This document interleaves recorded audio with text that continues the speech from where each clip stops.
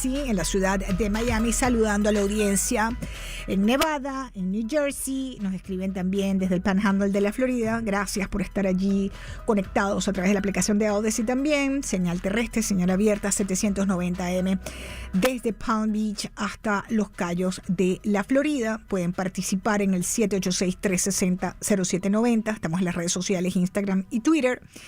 Y me acompaña el día de hoy, para fortuna mía y de los oyentes, la periodista Luciana Navarro. Juntas estamos llevando adelante este espacio de opinión. Son 3 horas de opinión, de análisis, de entrevistas y la participación de ustedes. Bueno, Lucía, yo estoy segura que tú has puesto, igual que nuestros oyentes, gasolina en algún momento en una estación de servicio Citgo, ¿no? Totalmente. Bueno, esta es empresa Citgo, amigos oyentes, una filial de la industria petrolera venezolana de PDVSA, ¿no? Citgo tiene reclamos judiciales en la justicia norteamericana que sobrepasan los $20,000 millones.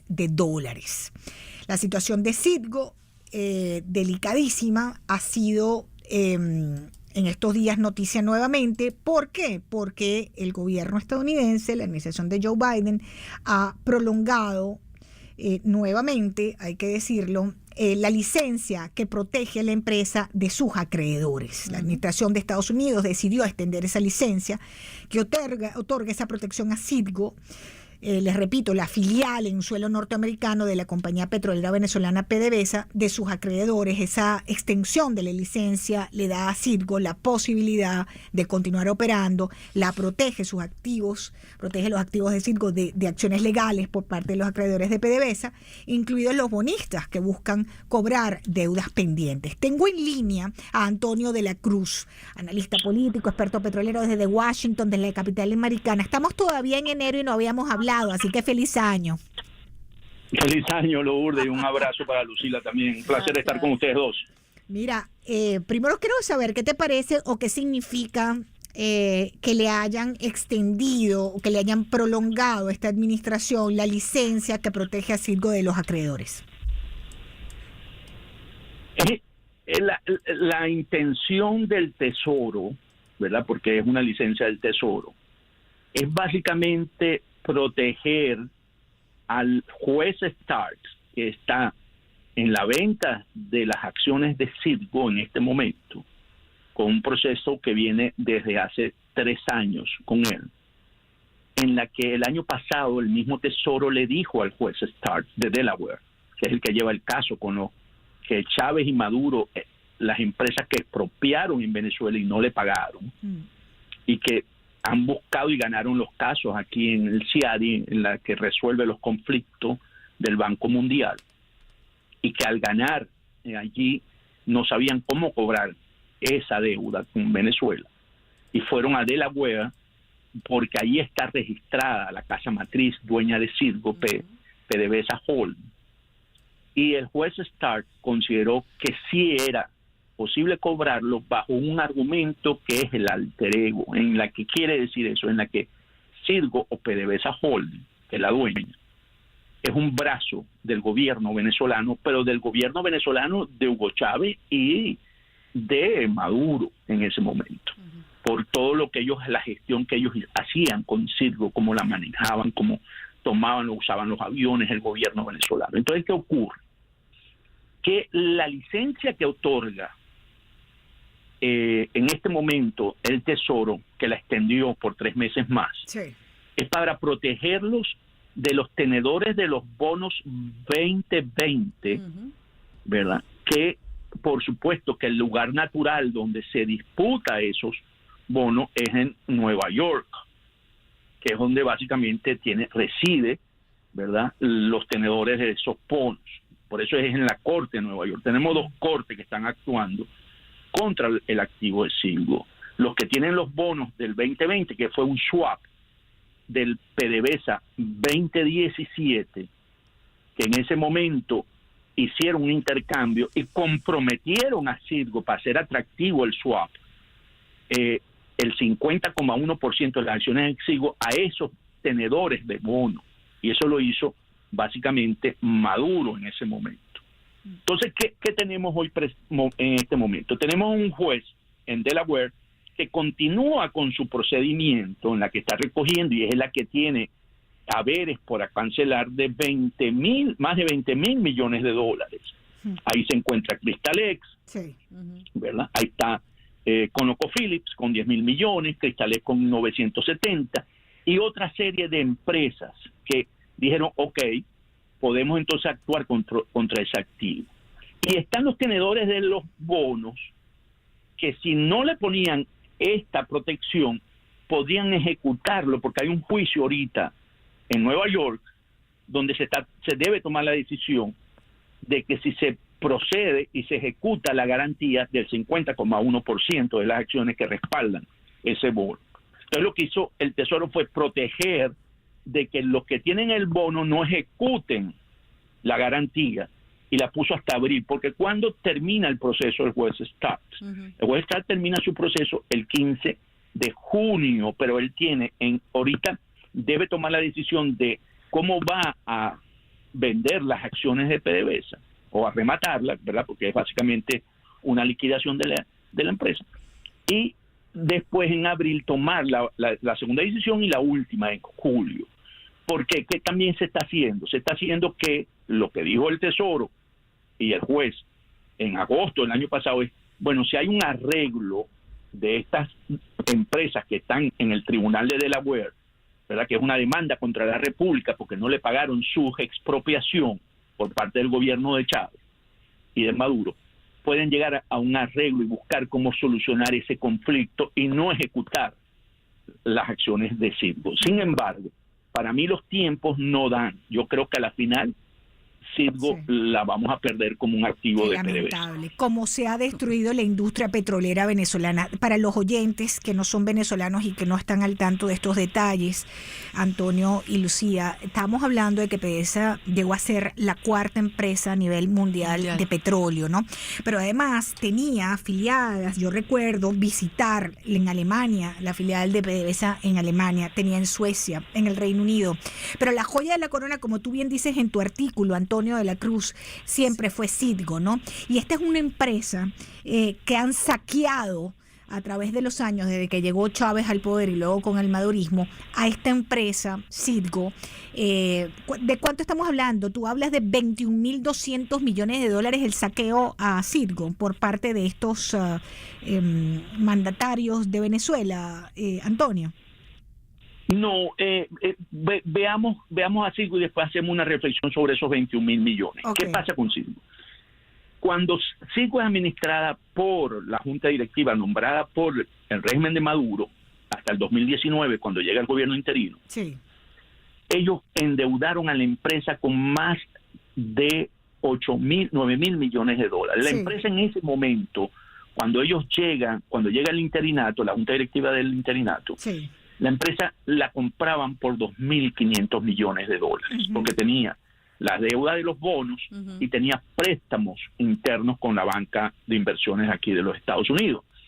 Y entonces lo que daban por esa empresa eran 2.500. Nada. Hoy, después de 2019, 2023 o 2022, 4 años, esa empresa vale en el mercado, y es lo que quiere el juez, rematar, vender las acciones. 13.000 el precio de mercado. Él aspira con circunstancias que estamos viviendo de que posiblemente veamos una guerra y que no habrá mucha refinería y va a hacer falta. Él aspira a poder llegar a un monto de venderla en más de 13.000 millones para poder pagarle a los deudores. A los acreedores, claro. A los acreedores. Entonces, es una empresa que saltó de 2.500 millones, que era lo que daban por ella cuando estaba administrada por el régimen de Maduro, a un valor de mercado que es lo que cuestan los hierros, ¿verdad? Unos 13.000 millones de dólares. O sea, multiplicó su valor por 6. ¿Okay? Entonces, eso es lo que ocurre. ¿Qué pasa? Que los 21.000 millones. Para tratar de entender por qué no es importante para el régimen de Maduro todo lo que significó lo que tú comentaste de ir a Alemania, ir a la Ruth Bebeol, que era dueña PDVSA más el 50%, que fuiste a Suecia, estaba Ninas, que fuiste PDVSA tenía 19 refinerías en el exterior y patios de tanque. Una política de internacionalización.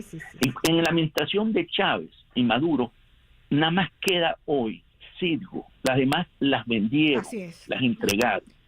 Entonces, ¿cómo entender ese proceso? Entonces, si uno dice que en Venezuela hay una organización criminal en Miraflores, ¿ok? Entonces, bueno, ¿cuál es el razonamiento de una organización? Una organización criminal lo que hace es saquear, lo que hace es buscar robar, ¿sí?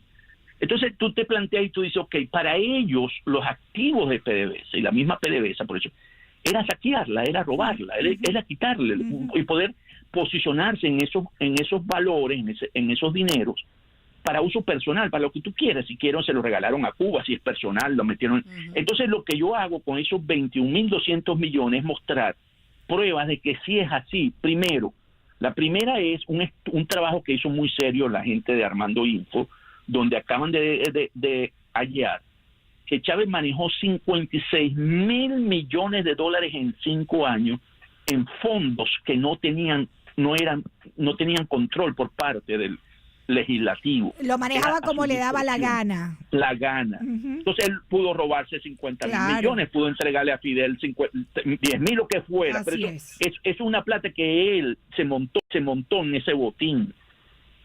Y Tarek, ¿verdad?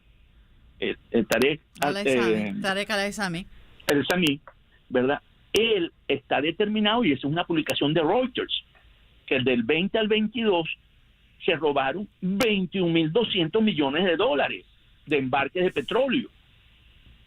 Entonces, cuando tú ves esas dimensiones, para ellos no importa el activo es cómo obtengo yo dinero de él, cómo me monto en un monto que yo me pueda robar o pueda hacer lo que quiera. Entonces, para ellos son un botín, lo que sea. Y eso es como han administrado el país, a través de botín. Entonces, porque ¿cómo lo ve la gente del interinato? ¿Cómo lo ve la gente que cree un país distinto? Citgo es una empresa muy importante porque va a permitir a la recuperación de Venezuela económica en lo más pronto posible. Porque como hoy las refinerías no generan gasolina suficiente ni combustibles para poder desarrollar el país, a lo más fácil es mandar el crudo venezolano a la refinería de Citgo, que es de PDVSA, y regresar con productos para poder arrancar ese país. Esa es la manera como lo ve la gente con prosperidad, creación de valor.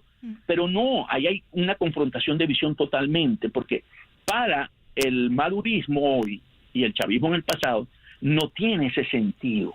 O sea, ellos lo ven como una guerra, que ganan una guerra o vencen al enemigo y le quitan el botín y se montan. Y por eso PDVSA fue entendido siempre por Chávez como un botín, no como una empresa que permitía tener la calidad de vida que tenían los venezolanos hasta ese momento, que era la locomotora de la economía y que permitía que en el país pudieran tener una generación de Producto Interno Bruto que se repartía en términos de, no a través de la empresa, sino en términos de todo lo que se generaba alrededor de ella. Y por eso se convirtió en la cuarta empresa a nivel mundial, la tercera en algunos momentos, porque era una empresa de creación de valor.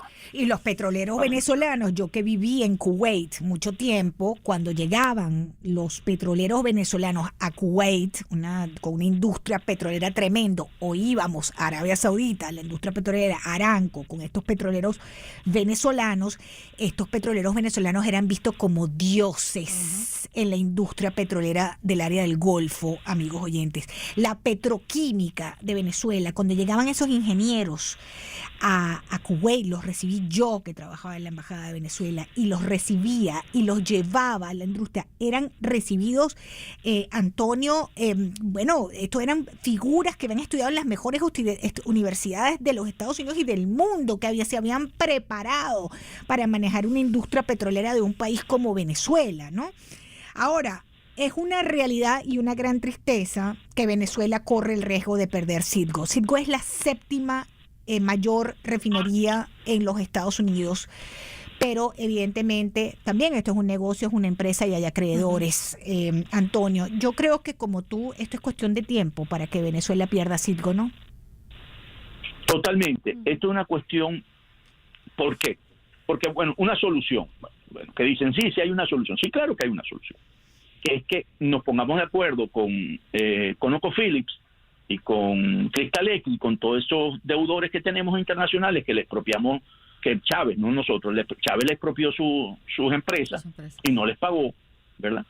Y resulta que tú puedes decir, al llegar a un arreglo como llegaron con Chevron, bueno, te damos embarques de crudo para que te paguen, pagamos un programa de pago de unos 5, 6, 7 años, y esa sería una solución. Pero si tú ves la lógica del régimen, no es esa la lógica del régimen, de salvar una empresa. Ellos lo que en este momento están tratando de hacer, cómo se quitan el bulto de que ellos son los responsables de perder esa empresa y pegárselo al interinato como que son los causantes de que eso se haya perdido. Eso es lo que están en juego. A ellos no les preocupa perder la empresa, pues si no le hubiera preocupado vender 19 refinerías. Desde hace mucho tiempo. Desde hace mucho tiempo. Entonces ellos lo que están haciendo básicamente, ¿cómo me quito yo esa responsabilidad? Porque va a ser grave, eso va a ser un golpe muy duro para el venezolano de a pie en Venezuela, de que se haya perdido una empresa como Citgo, que es lo que queda de eso que era la Venezuela eficiente, de creación de valor, de respeto, ¿verdad? Y que dice, ok, nos quedamos sin nada. Eso es como cuando la familia pierde ya su último activo en una casa y dice, bueno, nos arruinamos. Pero además, ¿cómo queda la industria petrolera venezolana si pierde a Citgo? Ya ni figura en el ranking de empresas petroleras a nivel mundial, ya está por allá después de la ambulancia. Antonio, hemos perdido absolutamente todo, los niveles de todo, pero además ya perdiendo Citgo, ¿en qué se convierte la industria petrolera Venezuela? ¿Cuál es el futuro económico de Venezuela con una industria petrolera totalmente disminuida cuando Venezuela no produce más nada? Vamos a estar claros. Han destruido todo.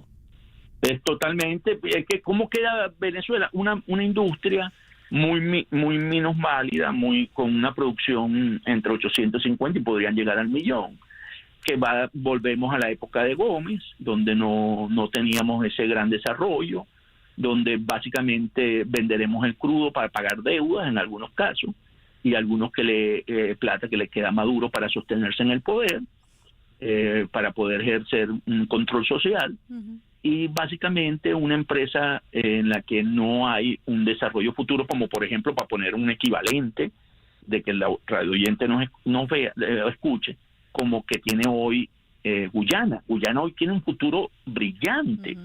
Guyana se estima que el próximo año esté produciendo 700,000 barriles, como está produciendo hoy Venezuela, y que lo va a colocar en un Producto Interno Bruto el más alto de América Latina.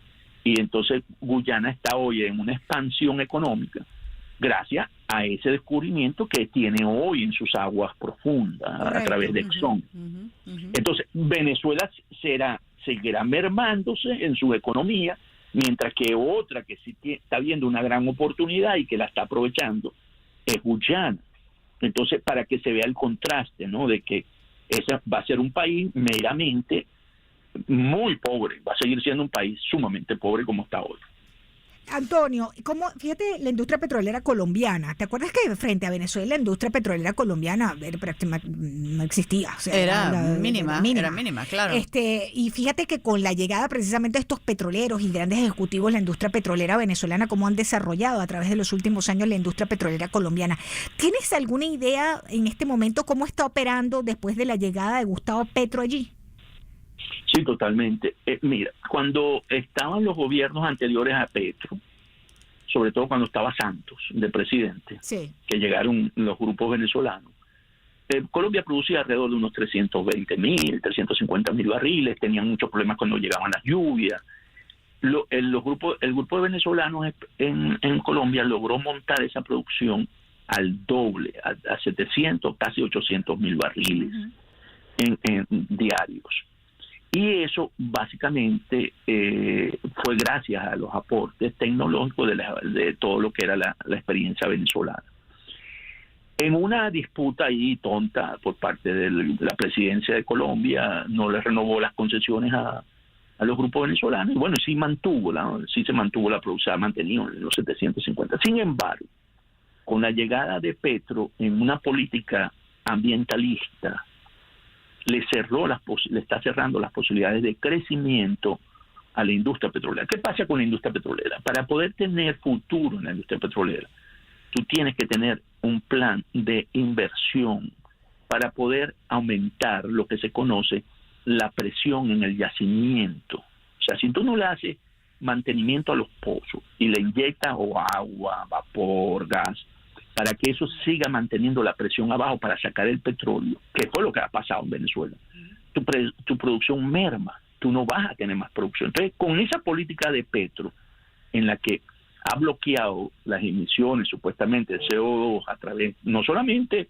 en la industria petrolera, sino el carbón también, que ellos producen carbón en el Cerrejón, esa producción ha ido bajando. Hoy la producción colombiana se ubica más o menos unos 500.000 barriles, ya ha perdido como 250.000 barriles día.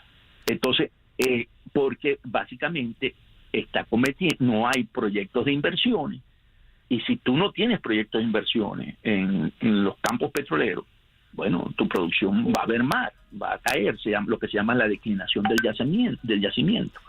Y eso año a año se va acentuando. De hecho, cuando Chávez llega a la presidencia, Venezuela estaba produciendo 3.300.000 barriles. Claro. Y la caída fue estrepitosa, ¿eh? La pérdida de producción ahora es terrible.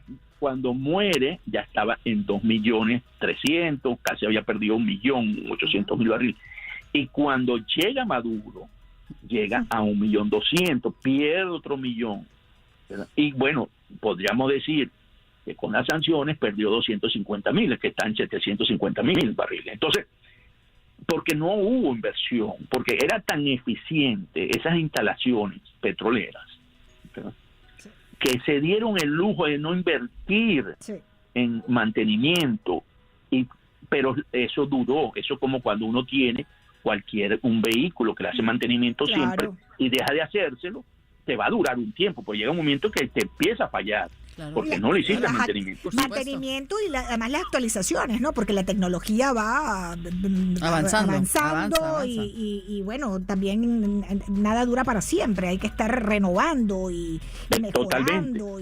Totalmente. Entonces, pero ¿no? Piense cuánto duró sin invertir, le duró a Chávez 10 años. Sin haber invertido suficiente para el desarrollo. Claro, eso se acentuó porque ya venían ocurriendo las fallas, venían sucediendo los accidentes, recordemos todos los accidentes que hay en la industria petrolera.